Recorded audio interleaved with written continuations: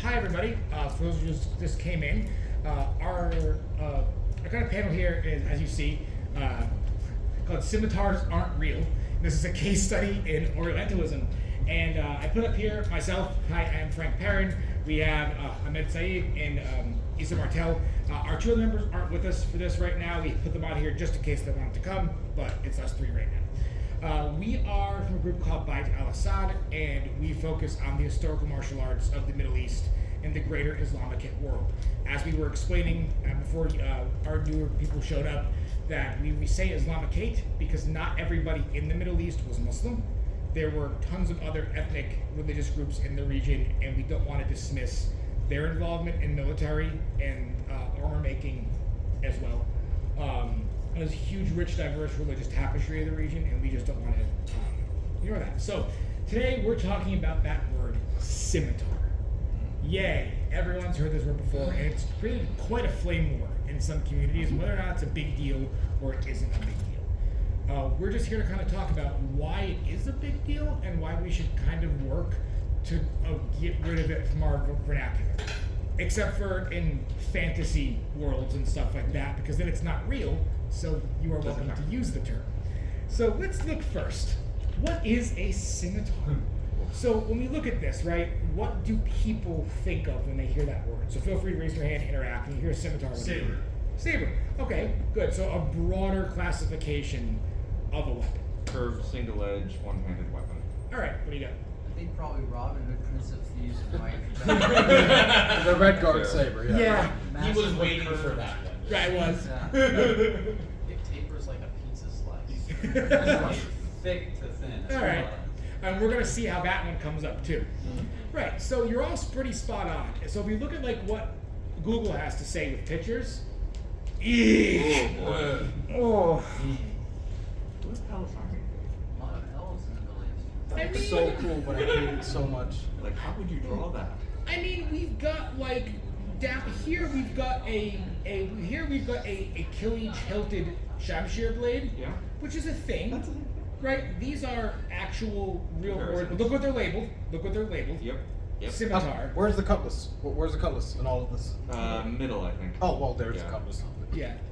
So let me go back. Ignore my tacky meme. All right. Go back to that, my bad. So yeah, but then we have like, look, there's the scimitar from Elder Scrolls, and look, now we have Achilles over here. Great. What are we looking at? What are we looking at? So, does this tell you a real definition of what any of this is? No. It doesn't say anything. But let's see how this gets perpetuated, shall we? By going to wonderful AI, which is obviously a result of just meta information being dumped. Oh, it's even worse. Okay. Dictionary. Do you want to read that out loud? I shall say it in a very Oriental way as well. A short, or no, a scimitar, yes.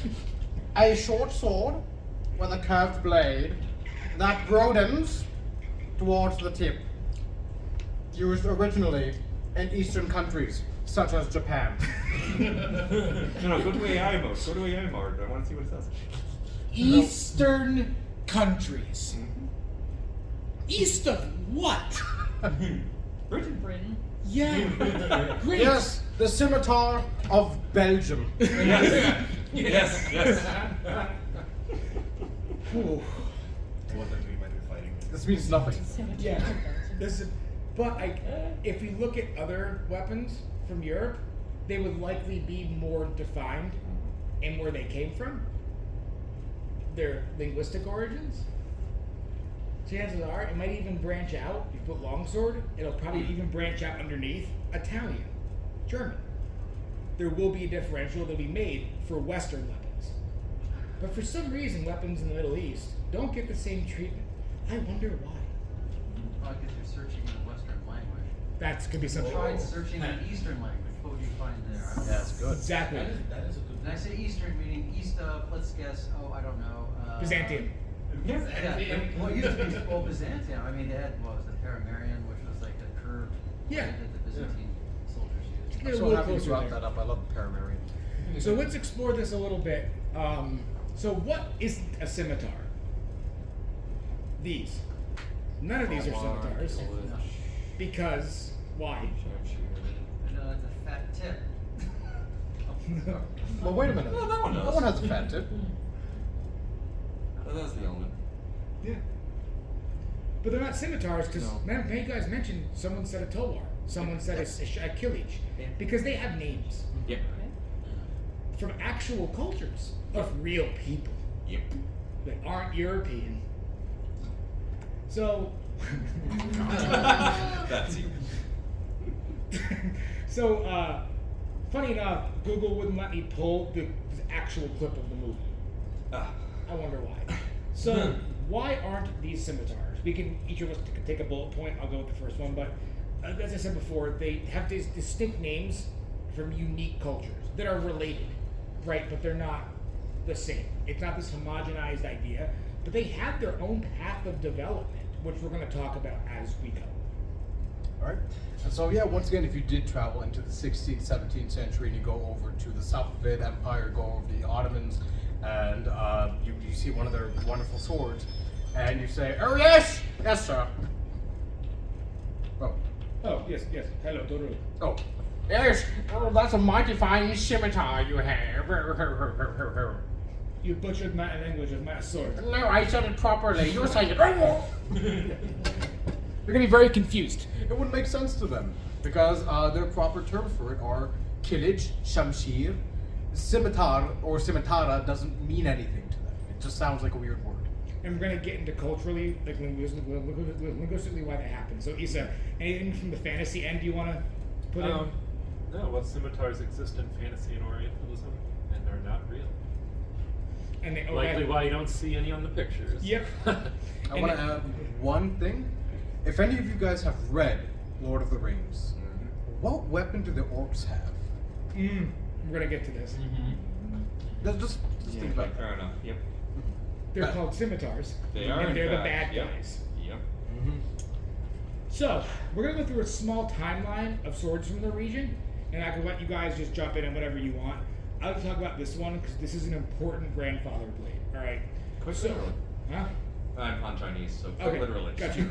So we have a complex web of where in the 12th to 14th centuries we have what I call the Turco Persian or the Turco Mongol swords, because if you look at Mongol, Turkic peoples, Persianate, those are the three predominantly dominant cultures of the region, and this blade is like a synthesis of different styles and elements of native blades of the region coming together. This is like my favorite one. I love it, but no one even knows this one exists. So like, you see this amongst Turkic peoples, Iranians, you see some of it pop up even like North Africa, right? This pops up a lot. And this is really the progenitor that then the versions that we know stem from in there. It's got that raised back edge, the Yaman, that has you more devastating cuts. And it's got this really developed hilt on the back with like this with this pommel, and gives you a good counterbalance on it. And a lot of erotic blades, Iranian swords, start seeing pommels first in the development of things. So it could have been said that pommels and counterweight technology is an Iranian thing that kind of came in. So it comes together. Any comments on these? On that? Well, later on, you guys are going to see how this sword developed into the later swords that we're going to point out. And I just want you to keep in mind the where it came from, essentially. What, is that anything? Oh, what, No. you got a question? When you say Iranian swords, is that coming out of Mesopotamia? I mean more so Greater Iran. Did they have anything in Mesopotamia similar to this? There was a lot of straight swords. Okay. But if you think about where Iran, the Greater Iran is, they have greater cultural crossover with people who were steppe nomadic. So like Iran was some of the Persians and Iranian people were some of the first to adopt the curved sword because they had warriors coming into Khorasan who were steppe nomads. And then a lot of Persian warriors ended up, oh yeah, it's gorgeous. If anyone's ever seen the LK Chen lawn saber, it's very similar to these. So that is why you see the curved sword was not actually introduced in Persia by the Seljuks. It happened way before that. but people think the Seljuks, for some reason, brought curved swords. No. They were gradually being introduced over time. The swords of the Umayyads and the Abbasids, the early Arabic conquerors, were actually straight-bladed. They were essentially spatha blades that they re-hilted on Nabatean-style guards. And so they were actually straight. The curved blade essentially came from the steppe nomads that were migrating in. Steppe nomads diffused curved blades to Iran. Iranians diffused them to the rest of the world. And that's what I mean by this rich tapestry, right? So this eventually evolves into what we consider, this is the classical Persian Shamshir. So we're all going to talk about one of these, and because I'm a Persiophile, I'm going to talk about this. This is what becomes the classical Persian Shamshir, the one that we've seen. Cheap plug, this is available for Purple Heart Armory, and I designed it. Very cheap plug. I know it's bad. It was Mick Foley levels of cheap plug. Basically, this ends up popping up in like the late 15th century. And what happens here is it becomes to have this distal taper at the top. Persians were some of the most heavily armored of the region. So you see a lot of Persian sword techniques developed with thrusts. These overhead or underbelly thrusts, right? And that is to pierce chain, that is to get to the gaps of armor. So they wind up developing this curve to use off horseback, but then when you're on foot to work more against armor, right? And the word Shamshir actually just means sword in Persian. So you have to remember, this is the classical Shamshir, as in this became known as one. This is the Shamshir, but we should be saying it's a Shamshir, a curved sword versus Persian straight swords. And they coexisted in the same way. So if you went to someone in Iran in the 14th century, this is a Shamshir to them. This is also a Shamshir. It's just you have to remember it's the name for a weapon, not a type of weapon. And that's why people will yell at me online and go, that's not a Shamshir, that's a Turco. Shut up. Someone back then was going to call it a Shamshir because they lived with it, they used it, and that's the name for it. So there is typologies, but there's also linguistic stuff we have to keep in mind. So that's me on the Shamshir. I will also bring another point to the Shamshir. How it super curves later. Later, and this is more so that was 16th century, this is more so 17th, 18th, all the way up to the 19th century. We have this, the more so typical style Shamshir. And you can see it has a very, very distinct heavy curve.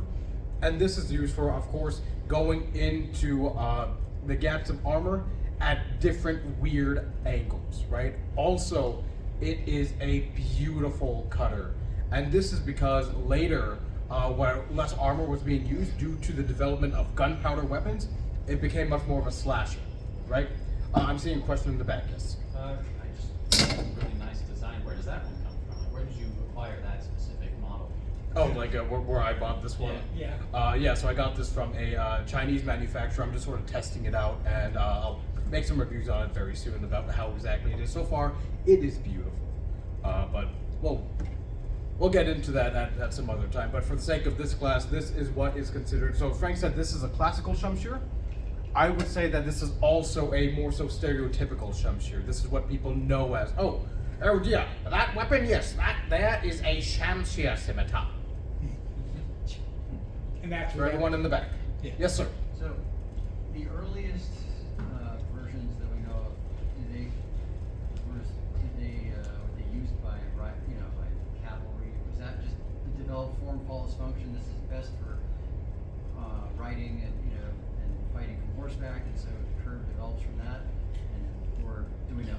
I don't know. That's what everyone. That's kind of like the general thought, but I don't know if that's really true because I would there's a imagine. counterpoint to it. Yeah, I don't think if you're on a horse with a sword, I would imagine it would cut through the person just as if it was straight or not. You have the momentum of the sword. They say that it is curved and that helps you draw through the cut from the horseback. I guess that would help, but the flip side is that the curve makes you have to be closer than the straight sword. So, how much closer can you get on a horse, as you're, And that- Well, actually, though, there is a point when there is how they use the sword from the horse is that it's not like two horses going like this. The guy like hit the guy and rotate his horse around, so you're not like passing each other. You're like encircling the other person. So I don't know. Yeah.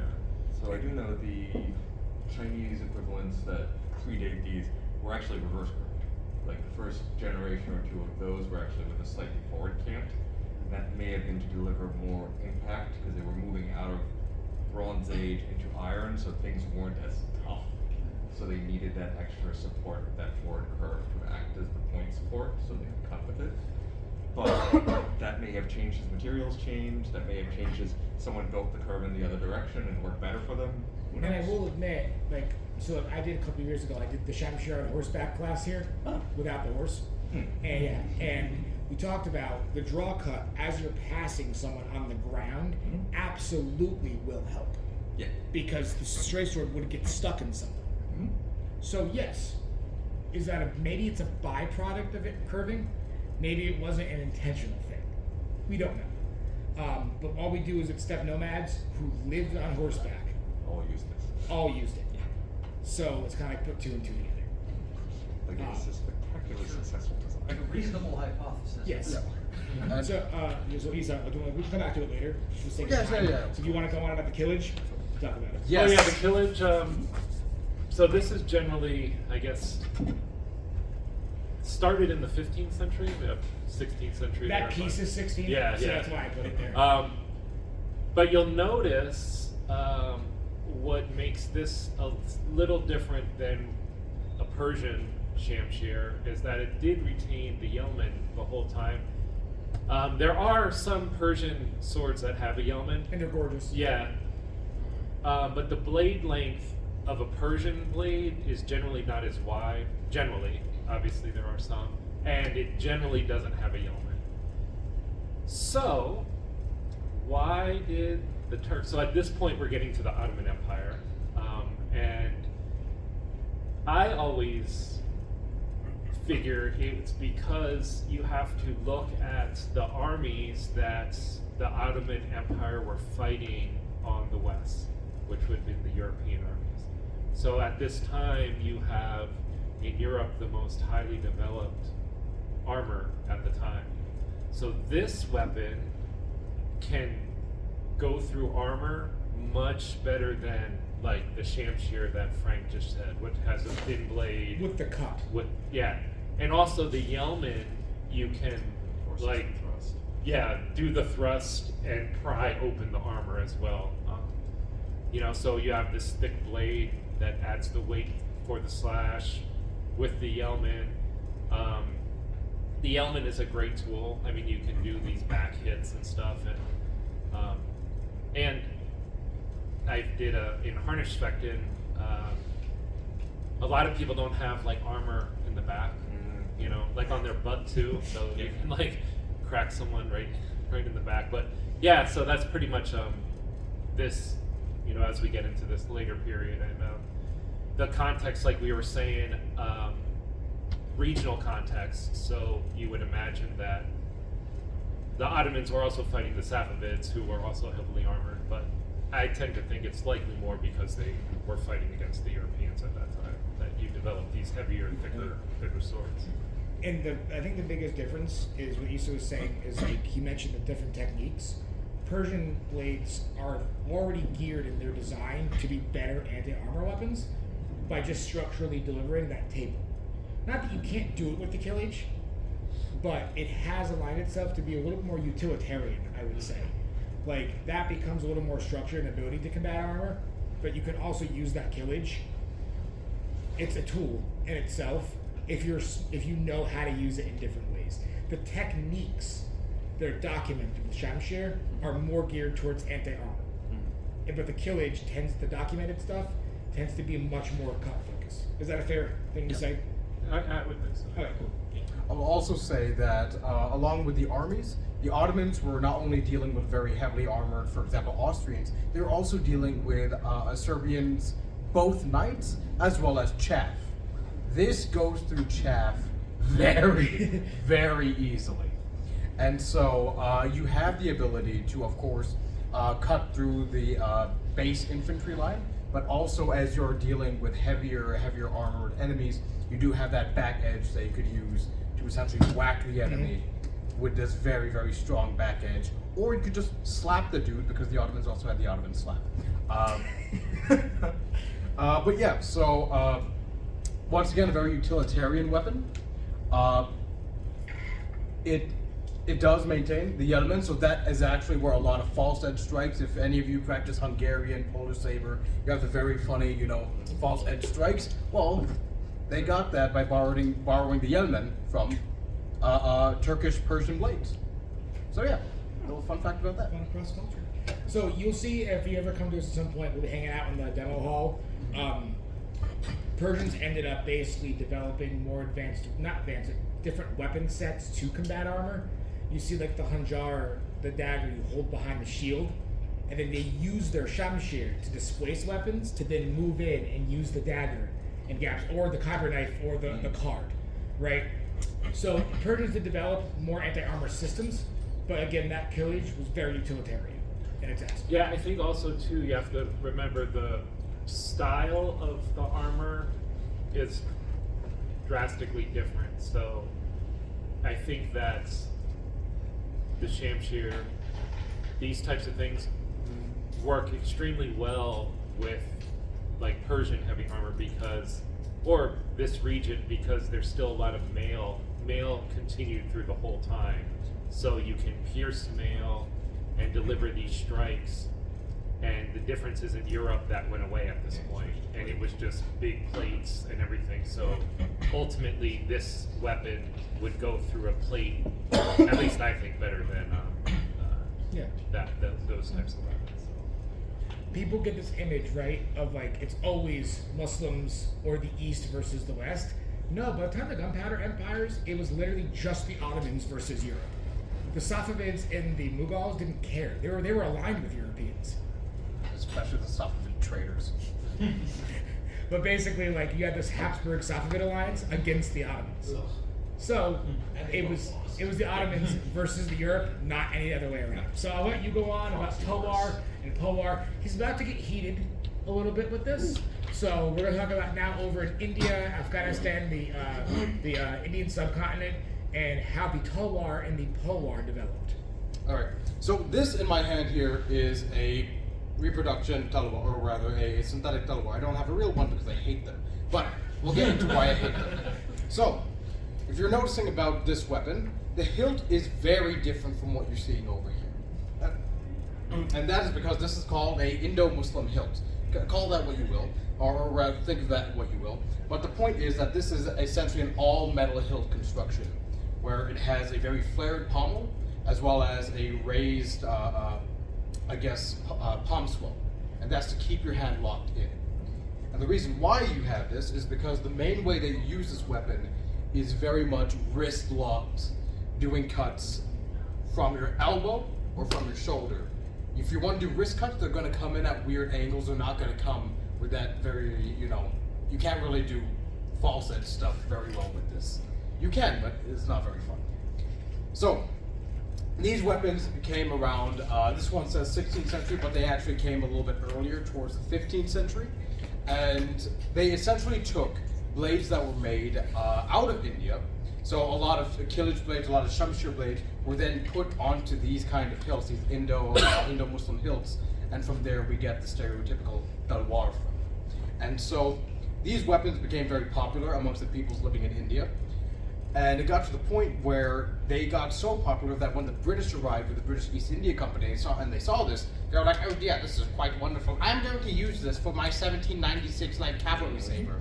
And that's why when you look at it, it has a much more flared tip, because that's meant to simulate this false edge yelma. And also the way that it handles, it's very similar to certain types of talwar as well. The reason I hate it is because of this disc. I am a big fan of those cheeky, false edge hits going under here. And this, every time I do that, it hurts me. And a weapon that hurts me, I hate. So, I'm actually half Afghans. So that's where we get into the talwars. Look at that! Look what's going on here. They were smart.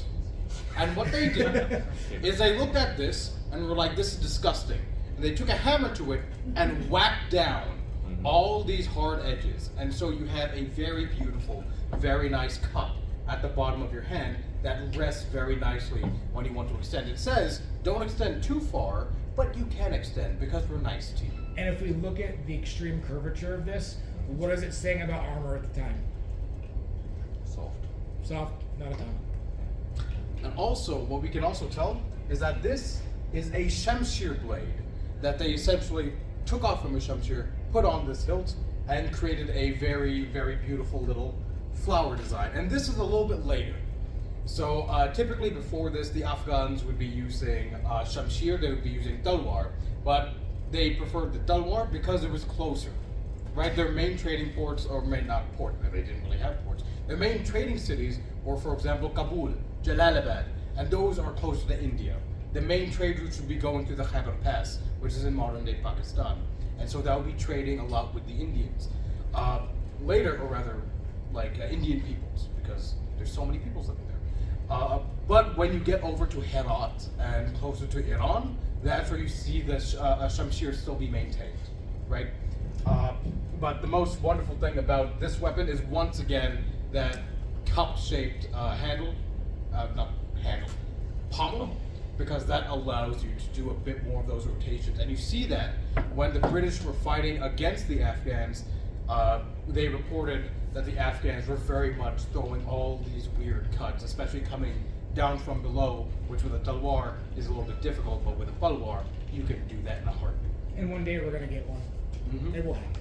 All right, thank you. So we are going to move on because the next points. Question. Yes. So that disc on the bottom was designed to lock your hand in, Yes. and so you didn't use it. And Issa mentioned this before when we were talking about it, not in this class, but before, how that leads you to have the theory of just how tightly people fought each other, how close the combat was. Which we'll do later in the class. Yeah. You see, in his class, we talked about how you can We're take a fighting close. Shamshir Yeah. and you can fight. Like if you have hundreds of people around you, if you were in a crowd, crowded ass crowd of people, how do you stop hitting people around you? And we think because in India you had so many people on the battlefield, you had to fight so tight to your body. If you've ever seen the video, I think it was it Sikh Parliament where the frickin' Towar fight broke out. We'll have to pull it up at the end of class. But there was a video like 10 years ago. There's a fight in Parliament in India where there's like a bunch of people carrying swords. There's like 300 people in India just sword fighting each other. Jeez.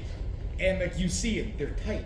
They're so tight to each other. The Sikh movements are very Yeah, tight. it's interesting. So here is the big question.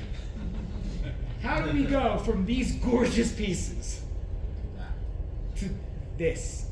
An executioner blade. The executioner blade? I mean, there's some theory behind that. And we can get into that, I think, later on. But how do we get from the look and the aesthetics of this to that thing? Yeah.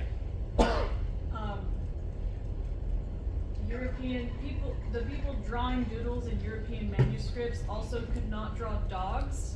And I imagine that that thing looks about as much like a dog as a scimitar looks like that. Yep, and that's a good point we're going to bring. Yep. That's a really good point, because they would also draw, European falchions, and they would make them super fat, Yeah. kind of like that. Mhm. They made them look a lot like that. It's a very So, stylized form of artwork. I'll start off with this one. So it's going to be, you said to make points. So the biggest point of this we get here is the word scimitar comes from a linguistic misnomer and corruption. All right, so during the 16th century, there was a lot of sailors and traders who were coming to like Vienna and Mediterranean ports from the Safavid Empire. Okay, so because the Safavids were the most Western friendly, though they were some of the first to be openly trading and having political interactions. So because of these peaceful reactions, there were so many day-to-day interactions that could happen. And people heard Shamshir, but people who were speaking these areas couldn't really say it correctly, so it became Scimitara and kind of slowly devolved to Scimitar. So is it wrong? Yes, but it's also just something that happens linguistically. The problem from here is how it then begins to be stereotyped and used. That's where this problem begins. So as other regions with similar swords came in, that term scimitar was applied to them. Because people just didn't know Persians were different than Turks. They didn't know. We know now, that's why we have to be better. But back then they didn't know. So that became known as any sword from the East. So you saw a guy from Turkey, he had a scimitar. Saw a guy from Iran, he had a scimitar. Saw a guy from India, scimitar. Hell, people from China had scimitars. Ah, yes. The shotel sometimes from Africa pops up as a scimitar. Some earliest descriptions of the katana was a scimitar. To be fair, the Chinese are difficult, just as guilty of this as well. It's like, oh yes, the curved sword, the Dao. Yes. The Japanese Dao. Wait a second. But I don't think with them it ever became as close to a problematic racist problem. Woyao is a pun for the dwarf people over Oh, there. is it? Okay. Yeah, so it is actually a Alright, racist good. problem. That's good to know that happened elsewhere too. Yeah, Moldau is basically like saying like the dirty people. Oh, interesting. Yeah. Thank you for that. Alright, so who wants to take the art part? You want to take the art part, or do you want to take the art part? You got it? Cool. Okay, doesn't matter. Yeah. European art. Many European artists were asked to draw things they'd never seen. Proportions of swords became exaggerated, often done to create othering effect. Ottomans most closely interacted with and fought Europeans. Killage features became scimitar. Yeah, so like you said, we can see it in the art, and like you said too with the dogs. Just the style of art, and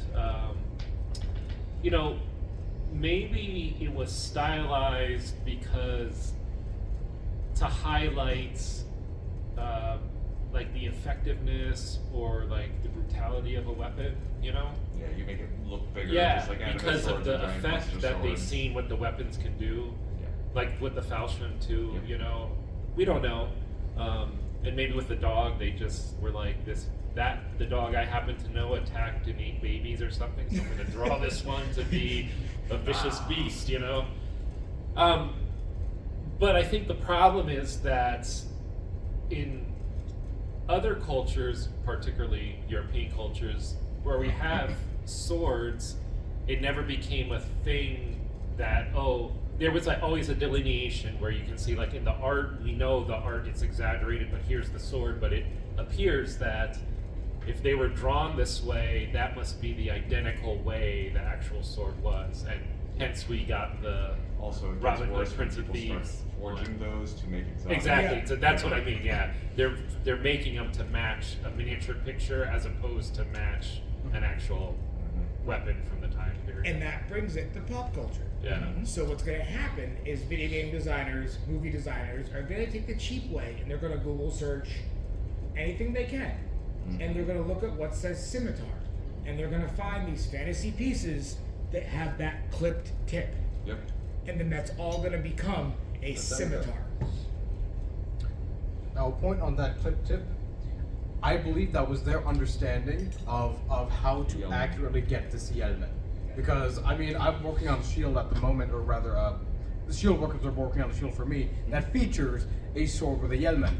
And they're having difficulty trying to get it because it's weird. It's weird to get it exactly right.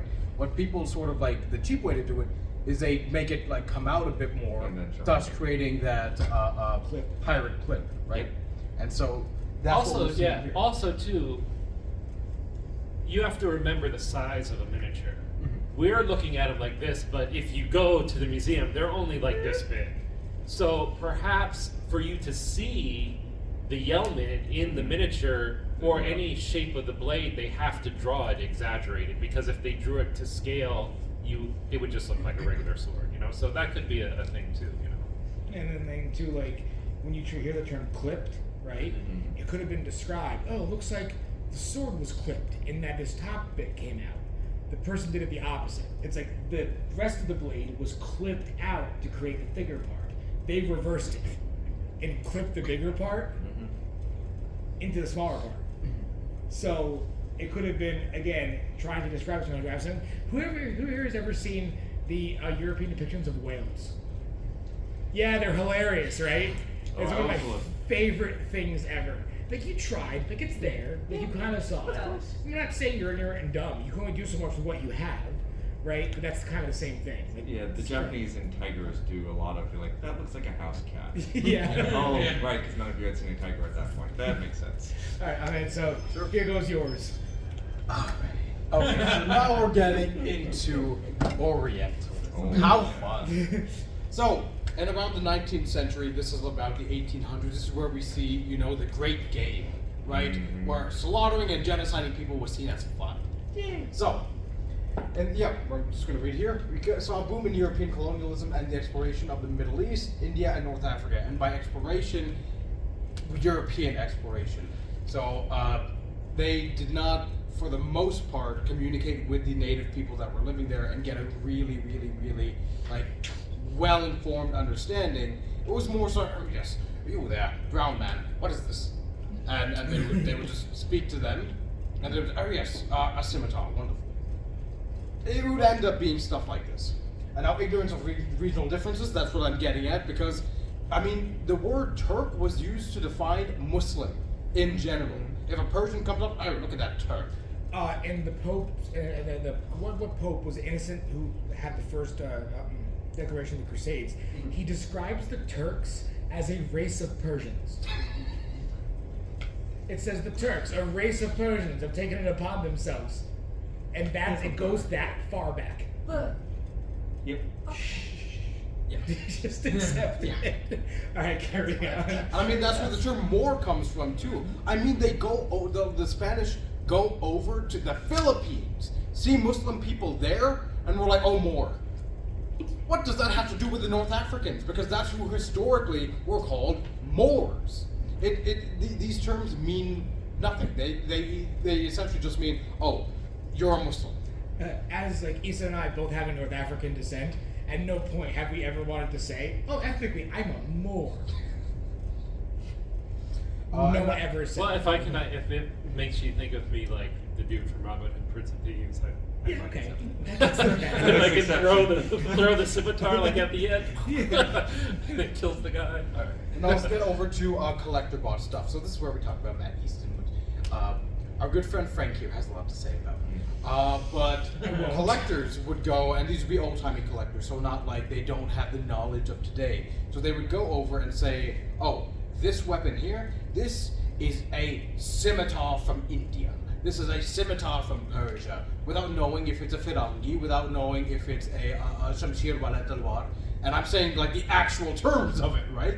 They wouldn't know any of these because it's just, oh, I'm gonna go over, oh, we got this from an Afghan guy we killed. I'm gonna put it on my wall now.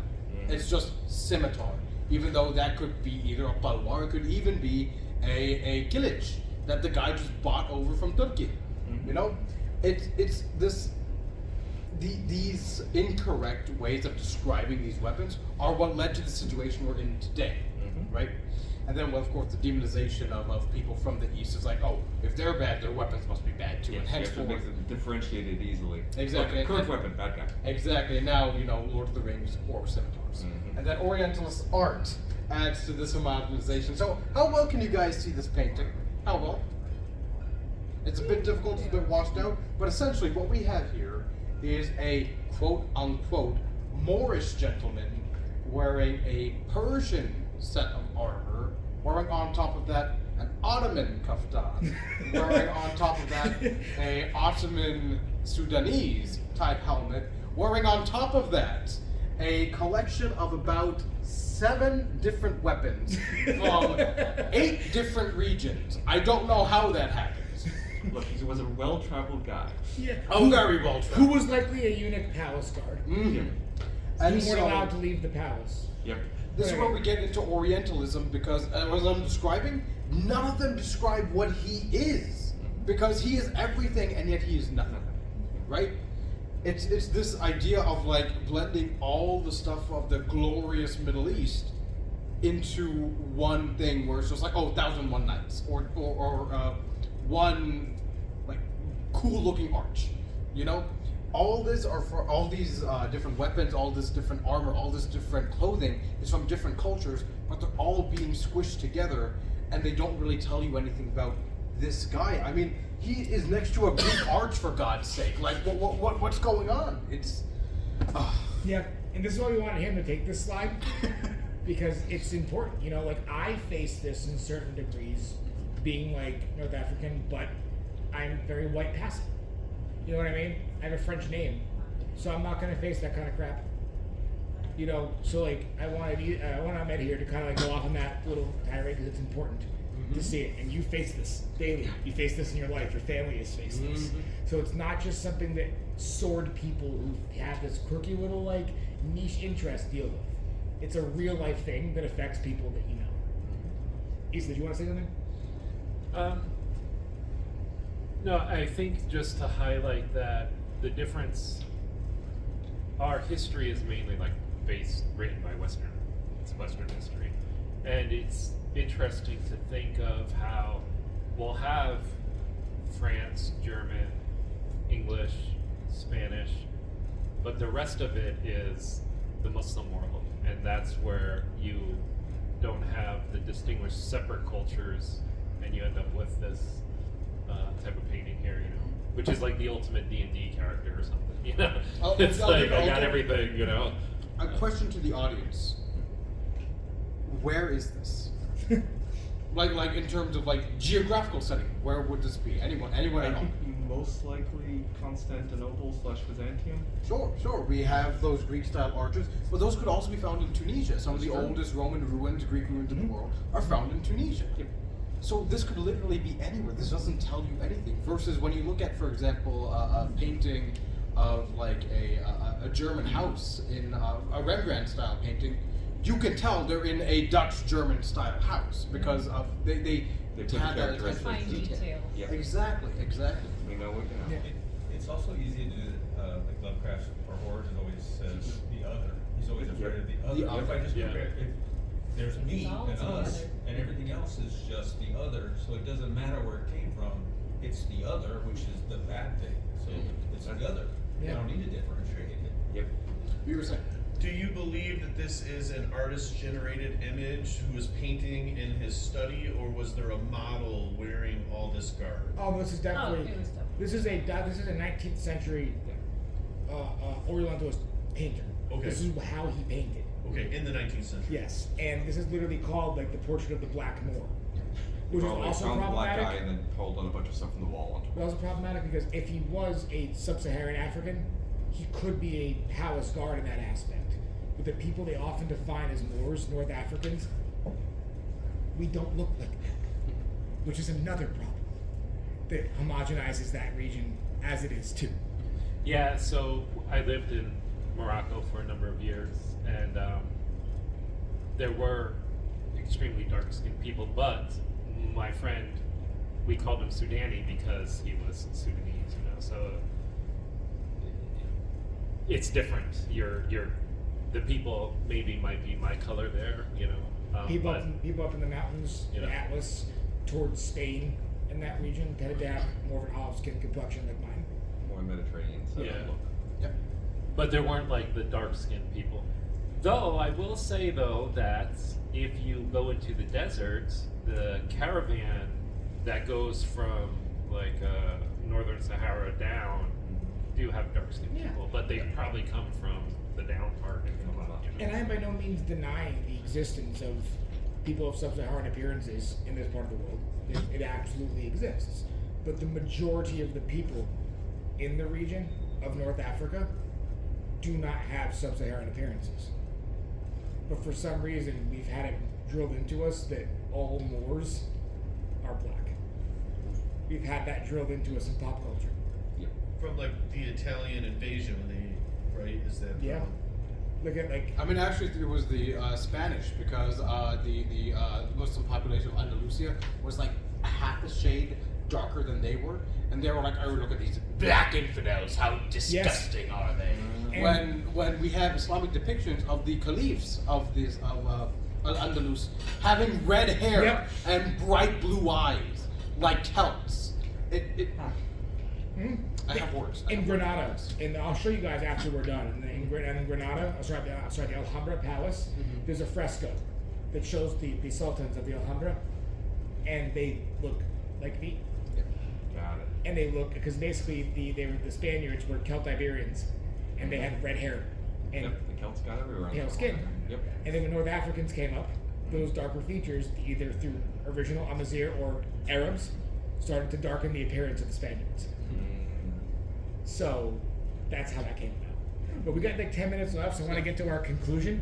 I also want to say too, I don't want to dismiss that these cultures were linked together. Like the reason why Issa and I use the term, for example, Turco-Persian swordsmanship is because Turkic and Persian was the main martial traditions and like again influences of the region.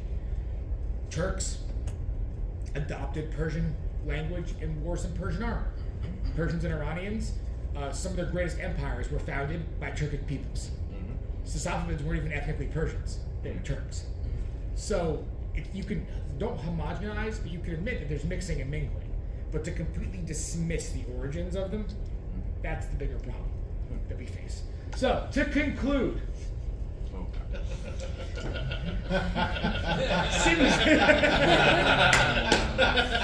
Yeah. Scimitar is a word rooted in a lot of ignorance and linguistic corruption. Okay? Not blaming people for it, but it's the cause of why that word exists. It's problematic, and this is the bigger part. It erases distinct identity of peoples. It continues these Orientalist ideas, and no one is going to call it that. So I would say it's not a type of sword, but it is not. But it is a word for a sword. It's fine when it's fantasy. If you're playing D&D and you're like, yo, my character's got a scimitar, cool. Define what that looks like. Then it's fine. And the last point is, Shadiversity calls them that, and no one wants to be like Shadiversity. Yep. Agreed. So we have the last 10 minutes for questions. You go up, touch these things, feel the map. Besides that, we've been Bayt al Asad with Scimitars Aren't Real. So thank you so much. And I'm tempted to just tag Shadiversity when this goes up. Yep. Sorcerers. What does Bayt al Asad mean? Oh, do you want? Oh, House of the Lion. So that's the thing. Yeah. The Bayt is Arabic- house, Assad is lion.